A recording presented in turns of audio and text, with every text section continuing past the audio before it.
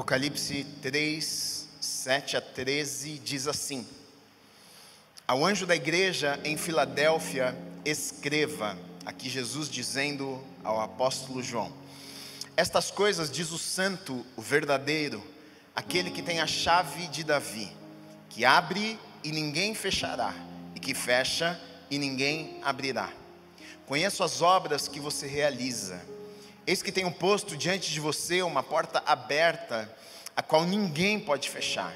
Sei que você tem pouca força, mas guardou a minha palavra e não negou o meu nome.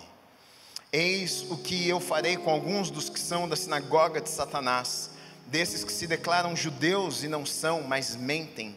Eis que farei com que venham até você, prostrem-se aos seus pés e reconheçam que eu amo você.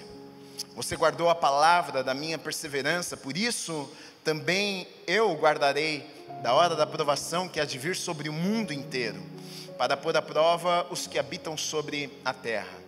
Venham sem demora, conserve o que você tem, para que ninguém tome a sua coroa. Ao vencedor farei com que seja uma coluna no santuário do meu Deus, e dali jamais sairá. Gravarei sobre ele o nome do meu Deus e o nome da cidade do meu Deus, a nova Jerusalém que desce do céu, vinda da parte do meu Deus, e o meu novo nome. Quem tem ouvidos, ouça o que o Espírito diz às igrejas. Amém. Vamos orar? Se você puder, feche os teus olhos.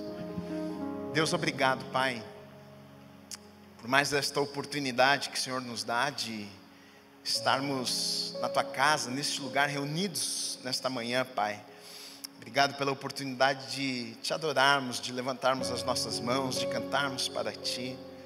Te agradeço, Deus, porque a Tua palavra muda quem nós somos, a Tua palavra nos inspira, a Tua palavra nos traz esperança, a Tua palavra nos exorta.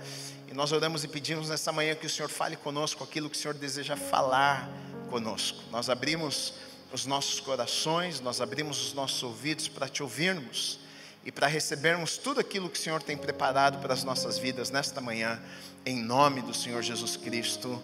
Amém e amém. Você pode aplaudir o Senhor?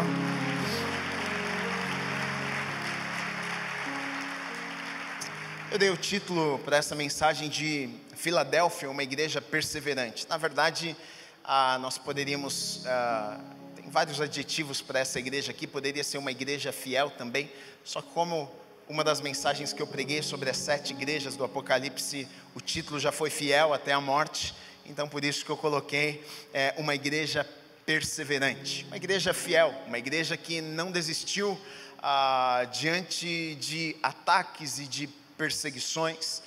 Esta é mais uma carta que é enviada para uma das igrejas que estão localizadas ali na Ásia Menor, hoje seria ali Turquia e Filadélfia. E Jesus, na verdade, esta carta a esta igreja, João escreve, mas Jesus quem manda João escrever e enviar esta carta àquela igreja. E esta é uma carta que não tem nenhuma bronca de Deus para aquela igreja, nenhuma exortação no sentido de puxão de orelha ou correção, mas na verdade Jesus elogia aquela igreja, ele só traz elogios, ele fala: olha, vocês não negaram o meu nome, vocês são fiéis à minha palavra. Então Jesus elogia esta igreja e muitas coisas boas nós encontramos aqui naquela igreja, no meio daquele povo. O que chama atenção é que, na verdade, a gente vai ver que Deus valoriza algo no meio daquele povo. E a gente olhando para uma carta como essa, a gente também conhece o que é importante para Deus. Porque muitas vezes a gente pensa que o que é importante para nós seja importante para Deus. A gente pensa que o que é prioridade muitas vezes nas nossas vidas seja prioridade para Deus também. E aqui a gente vai olhar para essa carta e a gente vai ver Deus valorizando algumas coisas, e Deus falando algumas coisas a respeito daquela igreja. O que me chama a atenção é que Jesus fala para essa igreja o seguinte: olha, eu sei que vocês são pequenos, porque ele diz: eu sei que vocês têm pouca força. Esse pouca força, que provavelmente uma igreja pequena, provavelmente uma igreja que não era talvez tão forte, tão conhecida, tão relevante assim na cidade. E Jesus está dizendo: olha, eu vejo isso em vocês, por mais que vocês tenham pouca força, Ele vai falar muitas coisas boas a respeito desta igreja. Isso me chama a atenção, porque aqui já a primeira lição para mim: sucesso aos olhos de Deus muitas vezes é diferente de sucesso aos olhos dos homens. Porque para nós, quando a gente fala, é verdade ou não é? Quando a gente fala geralmente a palavra sucesso, quais são as primeiras palavras que vêm na sua mente? Eu falo: olha, aquela pessoa, o fulano, o ciclano, ele é bem sucedido. O que você pensa quando fala sobre sucesso, sobre ser uma pessoa bem sucedida? A gente pensa em prosperidade, a gente pensa em dinheiro, a gente pensa em sucesso. Bom, a pessoa que de repente alcançou aquilo que almejava, uma pessoa de repente relevante naquilo que ela faz, uma pessoa importante, uma pessoa que por conta daquilo que ela faz se tornou famosa e conhecida e reconhecida pelas pessoas. E muitas vezes sucesso para nós é isso. Mas a gente vai olhar para a palavra de Deus e a gente vai ver que Deus, Ele não vê como nós vemos. Que sucesso aos olhos de Deus não necessariamente seja ser famoso, não necessariamente seja ganhar dinheiro, não necessariamente ser reconhecido pelas pessoas, não necessariamente ser relevante para as pessoas, sermos famosos ou nada disso. Isso pode acontecer e não tem nada de errado com isso. Não tem problema se você se torna conhecido pelo que você faz, não tem problema se você ganha dinheiro porque você faz algo muito bem feito, mas isso não significa que Deus olha e entende o teu ganho, ou então o lugar de influência que você esteja, sucesso aos olhos de Deus. Nós vemos que Jesus olha para essa igreja, Ele encontra uma igreja bem sucedida, e mesmo sendo pequena, mesmo não tendo força talvez para avançar, não tendo força para fazer coisas grandes ou maiores do que eles já faziam, mas Deus olha para aquela igreja e diz: olha, vocês são uma igreja bem sucedida. Agora, por que Jesus olha para aquela igreja e diz: olha, vocês são pequenos, mas vocês são bem sucedidos? Porque olha o que diz no versículo 11, na parte B, diz assim: olha, conserve o que você tem, para que ninguém tome a sua coroa. Jesus olha e vê neles alguma coisa de bom. Vocês têm alguma coisa, e isso que vocês têm eu valorizo. Então, talvez aquela igreja não tinha muitas coisas que nós julgamos ser uma igreja de sucesso, talvez uma igreja grande, uma igreja relevante, uma igreja que as pessoas olhavam e admiravam. Talvez se reuniam em um lugar pequeno, em um espaço pequeno, talvez. É claro que ali a gente vê que no meio de muita perseguição, mas Jesus olha para aquela igreja e o olhar de Jesus é diferente talvez do olhar que as pessoas tinham para aquela igreja. Ele diz: eu vejo em vocês algo bom. Por isso Jesus diz: conserva o que vocês têm, não permita que as pessoas roubem o que vocês têm de bom. E a pergunta é: o que é que eles tinham? O que é que eles tinham, já que o próprio Jesus disse que eles não tinham força, que eram talvez pequenos, talvez não eram conhecidos, reconhecidos? O que é que eles tinham? E Jesus vai dizer aqui, no versículo 8, ele diz: olha, guardou a minha palavra e não negou o meu nome. O que Jesus está dizendo para aquela igreja? Eu encontro aqui uma igreja fiel, eu encontro aqui uma igreja perseverante, e por conta destas qualidades que eu encontro em vocês, eu estou os aprovando. Tanto que Jesus, Ele não repreende aquela igreja, mas Ele aprova aquela igreja. Ele diz: olha, bem feito, parabéns, muito bem, guardem o que vocês têm, continuem, perseverem, não desanimem, não permita que roubem de vocês a coroa que vocês já têm. Então a gente entende aqui que duas coisas a princípio que eles tinham. A primeira delas é que eles guardavam a palavra de Deus. Deixa eu te dizer uma coisa, nós precisamos de zelo pela palavra de Deus. Nós precisamos ter a palavra de Deus como a nossa regra de fé, e não apenas regra de fé, mas conduta também, como nós vivemos as nossas vidas no dia a dia. A base deve ser a palavra de Deus. O que orienta as nossas vidas deve ser a palavra de Deus. O que guia as nossas vidas deve ser a palavra de Deus. Nós seremos sempre tentados a andarmos no sentido do mundo, da maneira que o mundo funciona, da maneira, da cultura, do lugar onde estamos inseridos, no nosso trabalho, no nosso dia a dia, o nosso círculo de pessoas que cercam as nossas vidas. Nós sempre seremos tentados a seguirmos a manada, mas nós que somos cristãos precisamos ter como regra de fé a conduta nas nossas vidas, e a base deve ser a palavra de Deus. É por isso que o salmista, no Salmo 119, 105, ele diz o seguinte: olha, lâmpada para os meus pés é a tua palavra, luz para o meu caminho. Ou seja, o que ilumina o meu caminho, o que me dá direção, o que direciona a minha vida, não é qualquer outra coisa a não ser a palavra de Deus. A minha pergunta para você nessa manhã é: o que tem direcionado a sua vida? O que tem iluminado o teu caminho? Como é que você toma as decisões na tua vida? Como você faz escolhas na tua vida? Como é que a tua conduta ela é baseada no que o mundo estabelece, ou a tua conduta é baseada na palavra de Deus, o que Deus pensa sobre as coisas? Até porque, se você for olhar para a palavra de Deus, Deus em sua palavra ele fala sobre tudo, sobre todas as áreas da nossa vida. Ah não, pastor, Deus fala sobre fé, mas sobre trabalho, lá na minha empresa deixa que eu cuido. Não, Deus fala sobre trabalho também. Deus fala sobre sermos honestos. Deus fala sobre a palavra do cristão ser sim, sim e não, não. Deus fala sobre diligência no trabalho. Deus fala sobre poupar. Deus fala sobre família. Deus fala sobre filhos. Deus fala sobre fé. Deus fala sobre oração. Ou seja, na palavra de Deus nós encontramos todo o direcionamento que nós precisamos para as nossas vidas. Então, aonde você tem firmado a tua vida, aonde você tem apoiado as tuas escolhas, as tuas decisões, e o que Deus elogia nesta igreja aqui, o que Jesus olha para esta igreja aqui e entende que é uma igreja fiel, a primeira coisa que ele diz: olha, porque vocês guardaram a minha palavra, vocês não se corromperam, vocês não permitiram que as doutrinas do mundo fossem estabelecidas dentro da igreja e no meio de vocês, mas vocês se mantiveram fiéis.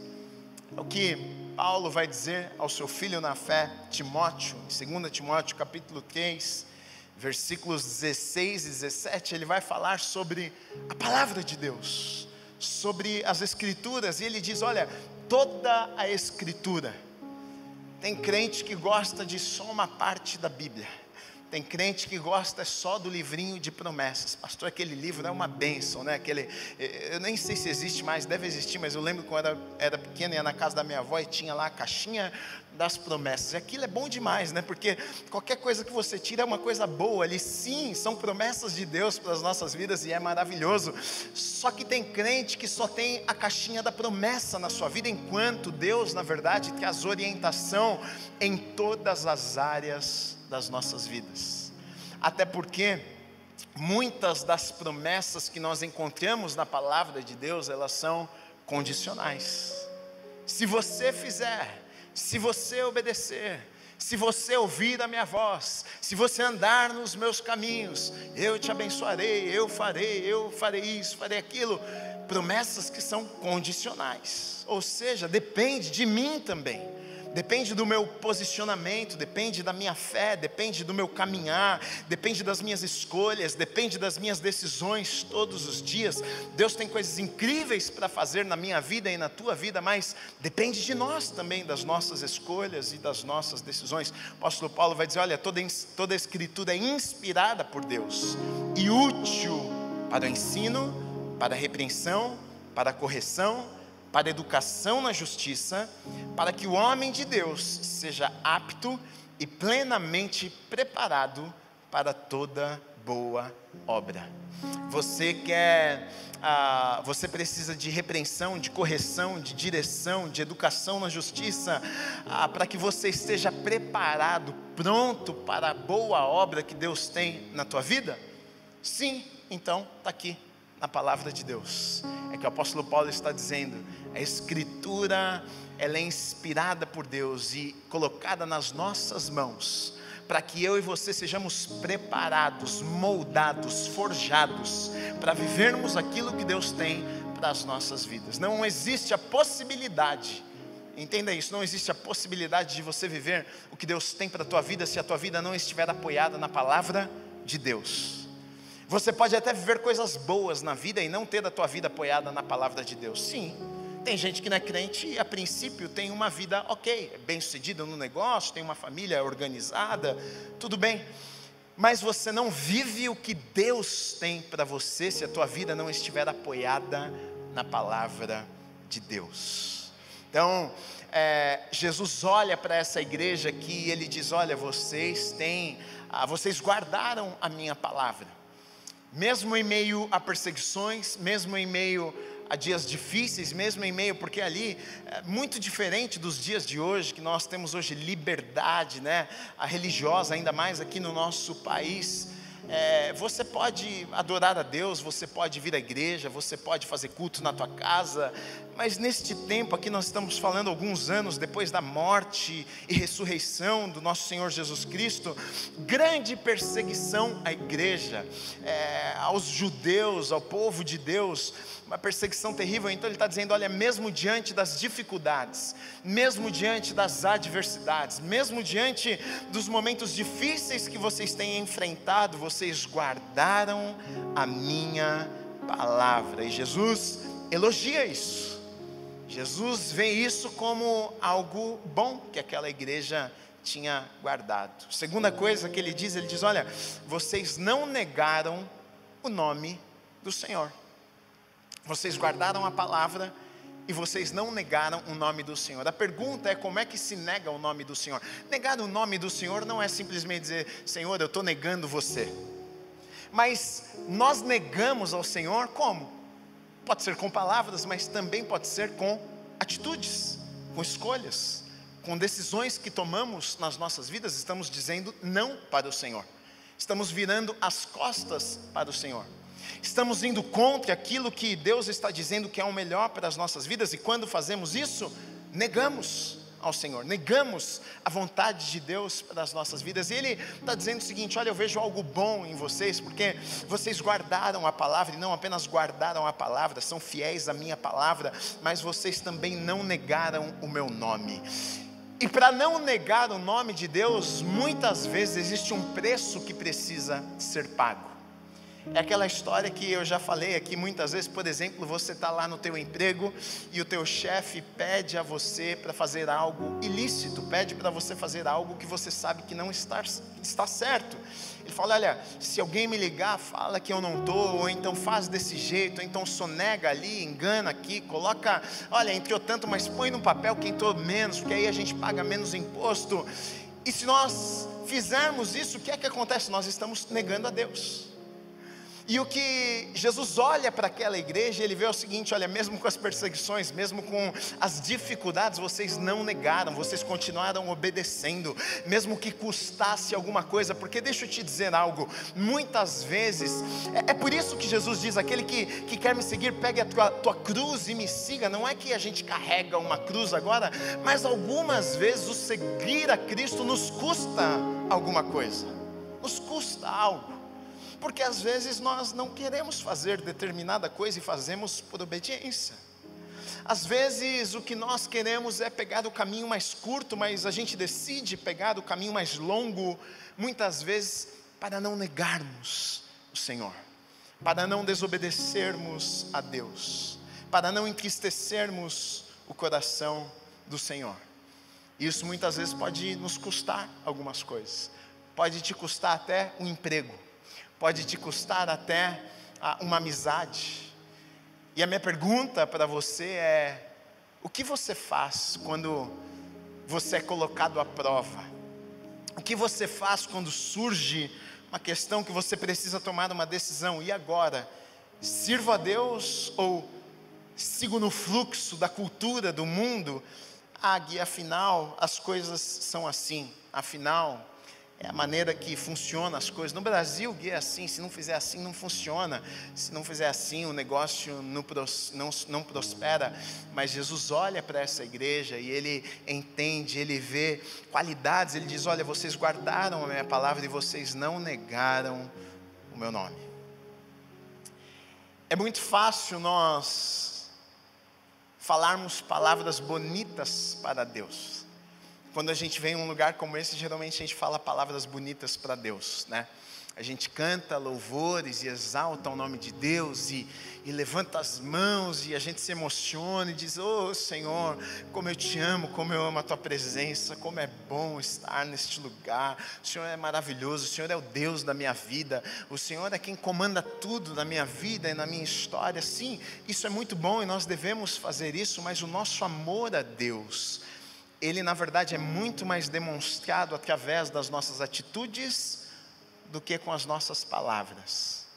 E não só a Deus, você sabe muito bem disso. Se você é casado, teu amor à tua esposa, ao teu marido, não adianta você falar te amo, te amo, te amo, e tudo que você faz é o contrário do que você está falando. Talvez você já está, não que não seja importante, é claro que é importante você falar que ama também, mas é melhor você demonstrar, e talvez nem falar tanto do que falar muito e não demonstrar nada. A própria palavra de Deus fala sobre isso, diz o seguinte, Jesus diz o seguinte, olha, em João 14,15, se vocês me amam, guardarão os meus mandamentos. Ele está dizendo, quem me ama é quem me obedece, é quem faz alguma coisa. E muitas vezes nós temos essa falsa ideia até de que amamos a Deus, e a gente pensa, não, eu amo a Deus porque eu venho na igreja.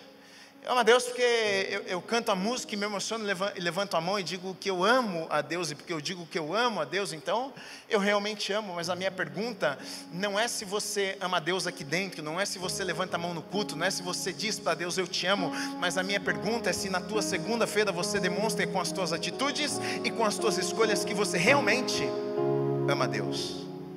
Ai, ai, ai, ai, ai. João 14:23. Jesus ainda dizendo, e ele diz o seguinte, se alguém me ama, guardará a minha palavra, e meu Pai o amará, e viremos para ele e faremos nele morada. Me ama? Então deixa eu ver como é que você está vivendo a tua vida. Você ama a Deus? Então deixa eu ver como é que é a tua segunda-feira. Você ama a Deus? Deixa eu ver como é que... Já pensou se o pastor fosse um mosquitinho e te visse lá na faculdade? Ah não, pastor, deixa isso para lá. Lá é lá, aqui é aqui na igreja, que é outra história. Imagina se tivesse um mosquitinho te assistindo lá no teu trabalho. A questão é que a gente se esquece muitas vezes que não tem um mosquitinho, mas tem os olhos do Senhor, que estão em todos os lugares. Deus está lá no teu trabalho, Deus está lá te vendo no teu dia a dia, Deus está lá na faculdade, Deus está em todos os lugares, Ele está vendo você. Então a minha pergunta para você é, você não tem negado ao Senhor com as tuas escolhas, com as tuas atitudes, com a maneira que você vive a tua vida dia a dia? O que nós precisamos entender é que quando nós andamos em retidão diante de Deus, Ele se encarrega de cuidar de nós, Ele se encarrega de cuidar das nossas vidas, de todas as áreas das nossas vidas. É o que vai dizer lá no Sermão do Monte, Jesus falando em Mateus no capítulo 6, versículo 33, diz, olha, se alguém me ama, guardará a minha palavra. Mateus 6, 33 diz assim, mas busquem em primeiro lugar o reino de Deus e a sua justiça, e todas estas coisas lhe serão acrescentadas. Ou seja, quando a coisa mais importante na minha vida é, olha, eu quero obedecer a Deus em tudo. Nós erramos algumas vezes, nós falhamos, mas o desejo dos nossos corações, eu quero servir a Deus. Eu quero servir a Deus lá na empresa, eu quero servir a Deus nos meus negócios, eu quero servir a Deus na minha casa, eu quero servir a Deus, eu quero ser um servo de Deus, independente do lugar onde eu estou, nos meus relacionamentos, a maneira que eu trato as pessoas. E se eu fizer isso, é uma promessa de que Deus vai cuidar de todas as outras coisas nas nossas vidas. Olha o que Jesus diz, ele diz o seguinte: olha, estas coisas diz o santo, o verdadeiro, aquele que tem a chave de Davi, que abre e ninguém fechará, que fecha e ninguém abrirá. Eu acho interessante isso aqui, porque ele vai falar sobre abrir portas, sobre fechar portas, sobre oportunidades, sobre avanço. Aqui, provavelmente ele está falando sobre o avanço do Evangelho, que ele abriria portas que eles não, pela própria força deles, até porque Deus disse, vocês têm pouca força, mas que Deus iria abrir porta para eles, que eles não conseguiriam abrir com a própria força, que eles não tinham talvez capacidade, força humana para realizar, mas Deus está dizendo para eles aqui o seguinte: olha, vocês precisam entender quem é que está falando com vocês. Ele está dizendo, é o santo, é o verdadeiro, é aquele que tem a chave de Davi em suas mãos. E quando ele fala sobre a chave de Davi, ele está falando sobre autoridade. Ele está dizendo aquele que tem autoridade para fazer, para realizar. Ele está dizendo aquele que tem a chave para abrir a porta que deseja abrir, que tem a chave para fechar a porta que deseja fechar. Então, na verdade, quando nós precisamos entender isso aqui, sabe por quê? Porque quando nós temos confiança na autoridade do nosso Senhor, quando nós sabemos quem Ele é, quando nós sabemos e entendemos, eu sirvo a um Deus que é poderoso, eu sirvo a um Deus que tem toda a autoridade para abrir portas, para fechar portas. Quando nós entendemos isso, fica muito mais confortável, na verdade, de obedecermos a Deus, mesmo que nos custe alguma coisa, mesmo que nos custe até um emprego. Por quê? Porque você sabe, Deus, Ele tem autoridade, a chave está nas mãos dEle. Eu escolho obedecer a Deus, eu escolho apoiar a minha vida na palavra de Deus. Mas vai dar errado, não tem problema que vai dar errado aos olhos dos homens, porque eu sirvo a um Deus que tem toda a autoridade, e se Ele decidir abrir uma porta para mim, quem é que pode fechar a porta que Ele abriu? Se Ele decidir fechar uma porta, quem é que pode abrir a porta que o próprio Deus decidiu fechar? Então, quando nós entendemos a autoridade do Deus que nós servimos, a gente vive as nossas vidas para Deus de maneira muito mais tranquila.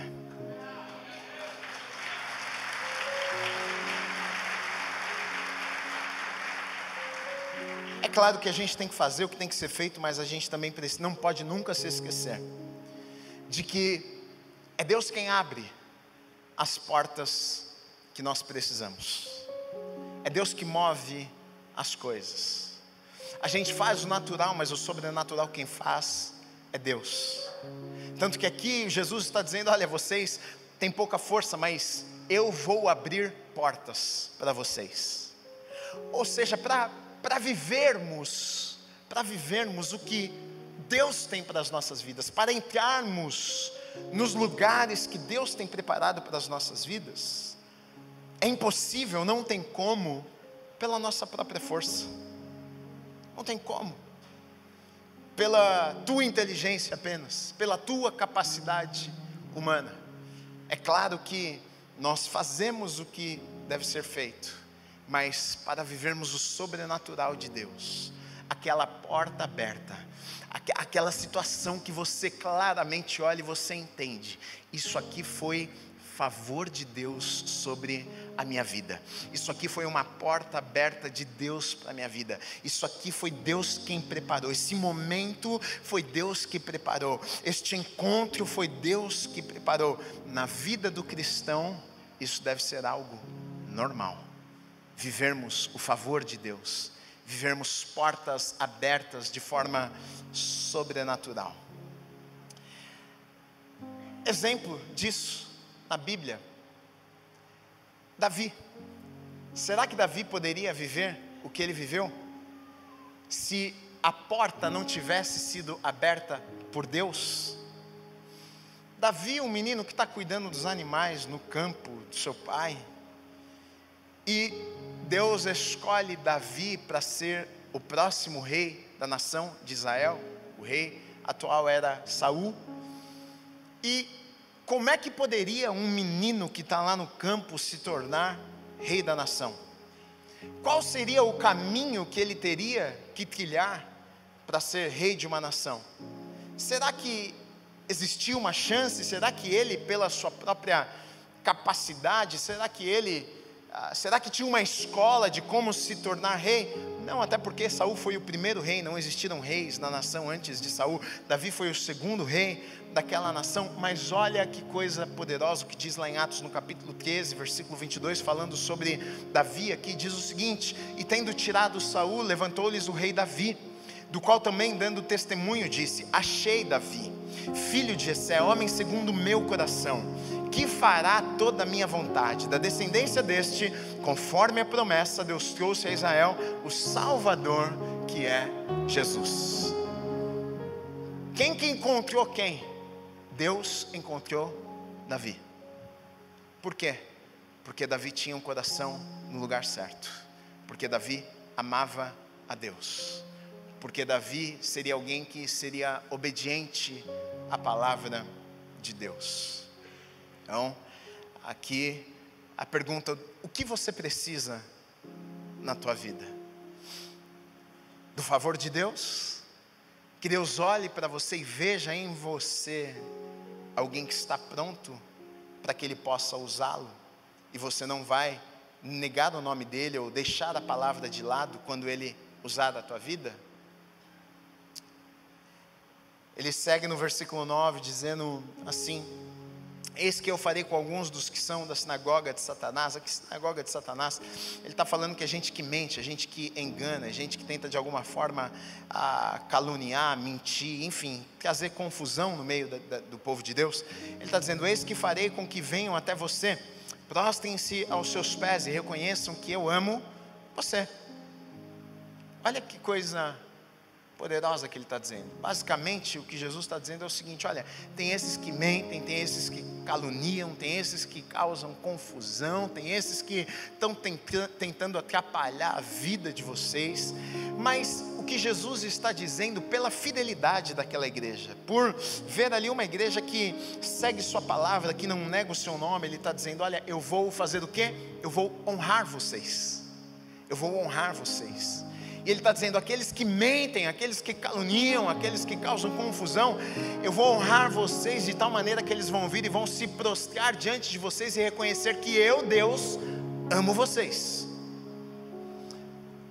Eu olho para esse texto e a minha pergunta é: como é que as pessoas, os inimigos, os mentirosos, os caluniadores, que difamavam talvez a igreja e tentavam destruir, trazendo confusão e mentiras, como é que eles viriam e reconheceriam que Deus amava aquelas pessoas?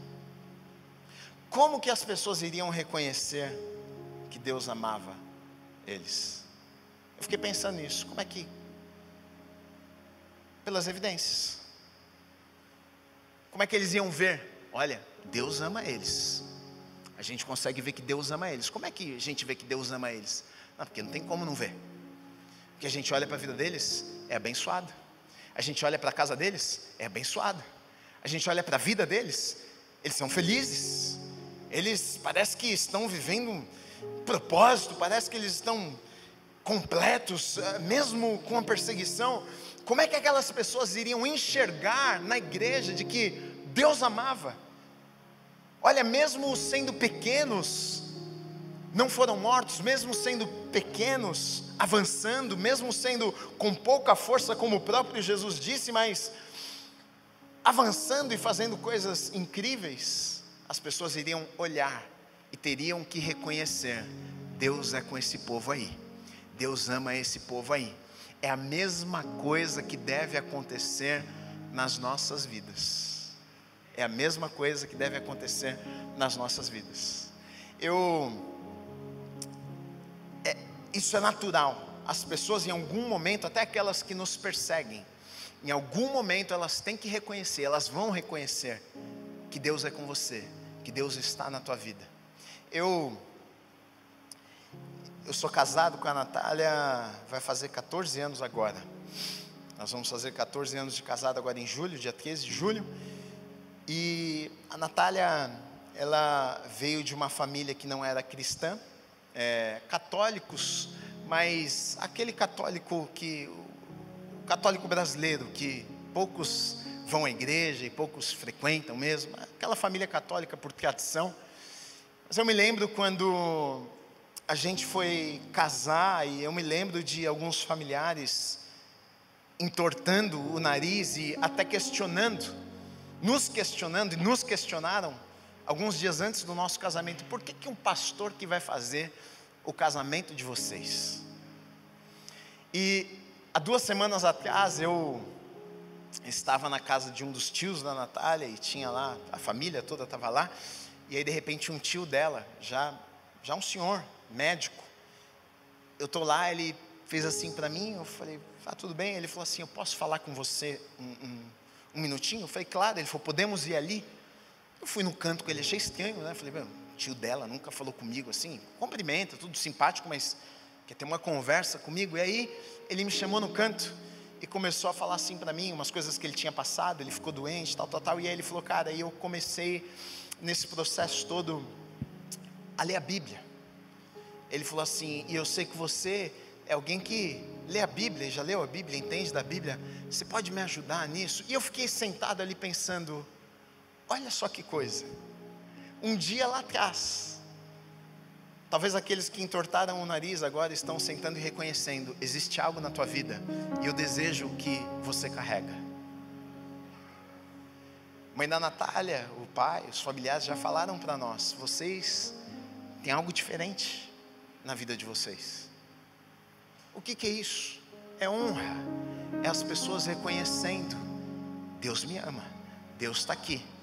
Como é que elas sabem disso? Pelas evidências, pela vida que a gente vive, pela família que nós temos, por sermos prósperos, não de dinheiro, mas felizes dentro daquilo que fazemos, com propósito, e não tem como, as pessoas vão olhar e vão reconhecer. Porque hoje está todo mundo desesperado, buscando, tentando encontrar, ser feliz, propósito, perdidas. É por isso que está todo mundo, hoje as pessoas estão ansiosas, deprimidas, é remédio, é tanto de coisa, e olham para as nossas vidas muitas vezes e dizem: Deus está com vocês, pelas evidências, pela maneira que nós vivemos as nossas vidas. E Jesus disse: olha, eles vão vir e eles vão se prostrar diante de vocês, e eles vão reconhecer que Deus está com vocês, que Deus ama vocês. Vai ser assim na tua vida, na tua casa, na tua família, em nome de Jesus. No versículo 10 diz assim: você guardou a palavra da minha perseverança, por isso também eu guardarei da hora da provação que há de vir sobre o mundo inteiro, para pôr à prova os que habitam sobre a terra.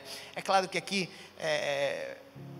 ele também está falando sobre um tempo futuro, de poupar o povo de Deus na provação, mas aqui nós encontramos um Deus que nos guarda, um Deus que nos protege. Ele está dizendo: olha, vocês precisam entender, vocês precisam saber que independente das circunstâncias, independente da perseguição, seja agora, seja futura, vocês precisam saber que existe um Deus que guarda vocês. Vocês precisam saber, não se esqueçam nem por um dia, que existe um Deus que fortalece a vida de vocês, e que existe um Deus que é por vocês. E nós precisamos crer nisso, porque a gente passa por dificuldades, a gente passa por momentos difíceis, mas não podemos nos esquecer que existe proteção divina para as nossas vidas. Versículo 11 ele diz: venho sem demora, conserva o que você tem, para que ninguém tome a sua coroa. Jesus olha para aquela igreja e vê neles algo bom, mas a atenção que Jesus pede a eles é o seguinte: olha, muito bom, só que não percam isso, não desistam, continuem, guardem a fé. Já falei isso antes, e nós encontramos vários lugares da Bíblia que falam sobre isso, sobre guardarmos a fé, sobre não desistirmos, porque sim, existe essa chance de começarmos bem, de começarmos empolgados, de começarmos fiéis a Deus, com todo o nosso coração, servindo a Deus em todas as áreas das nossas vidas. Aquele momento da paixão, aquele momento da empolgação, mas muitas vezes o que a gente acaba vendo é um esfriamento durante os anos que se passam, e cada ano que passa, você já está acostumado, né, com a vida de crente, de repente nem sei se é tão importante assim, obedecer a Deus em todas as áreas da vida, nem sei se é tão importante assim, não sei nem se é tão importante ir na igreja, né, afinal eu sou igreja, eu posso ser igreja na minha casa, eu vou ser igreja lá em casa, eu fico lá em casa e faço culto na minha casa, e às vezes com o tempo vamos esfriando, e Ele está dizendo: olha, eu vejo em vocês algo bom, mas guarda o que vocês têm, cuidado, o diabo ruge como um leão, ao redor das nossas vidas, todos os dias tentando destruir as nossas vidas. Guarda o que você tem. Você ama a Deus hoje, você serve a Deus hoje, você está feliz hoje, você está andando com Deus, você está vendo Deus agir na tua vida, você está vendo Deus fazer coisas extraordinárias na tua vida hoje, glória a Deus, mas guarda o que você tem, guarda o que você tem, não permita que o diabo roube e destrua a tua vida. E ele traz aqui, como em todas as cartas, uma promessa aqui no final, no versículo 12, ele diz: ao vencedor. Ou seja, o vencedor, quem que é o vencedor? Não é o primeiro colocado aqui, o vencedor é quem termina. É o apóstolo Paulo: completei a carreira, guardei a fé. Esse é o vencedor, é o que completa, é o que termina, é o que chega lá na linha de chegada, é o que termina essa prova chamada vida e chega lá no final e continua fiel, e continua servindo a Deus, e continua andando com Deus. Para estes ele diz: aquele que continuar, ao vencedor farei com que seja uma coluna no santuário do meu Deus, dali jamais sairá. Gravarei sobre ele o nome do meu Deus, o nome da cidade do meu Deus, a nova Jerusalém que desce do céu, vinda da parte do meu Deus, e o meu novo nome. Ele faz aqui promessas de que iria estabelecê-los, de que eles seriam propriedade de Deus, que teriam o nome de Deus gravado neles, ou seja, a promessa de Deus para as nossas vidas, para aquele que não desistir no meio do caminho, para aquele que não perder a fé diante as dificuldades, as perseguições e os momentos difíceis da vida. Então, essa carta aqui que Jesus escreve para esta igreja que estava ali na Filadélfia, ele fala algumas coisas que trazem um grande ensinamento para as nossas vidas. Eu coloquei alguns pontos aqui finais para nós levarmos no nosso coração, para você pensar. Sucesso, não pense sucesso como o mundo pensa sucesso. E quando eu falo isso, isso não significa que você não deva buscar ter êxito no que você faz na tua vida, no teu trabalho, prosperar, avançar, fazer cursos, enfim, crescer.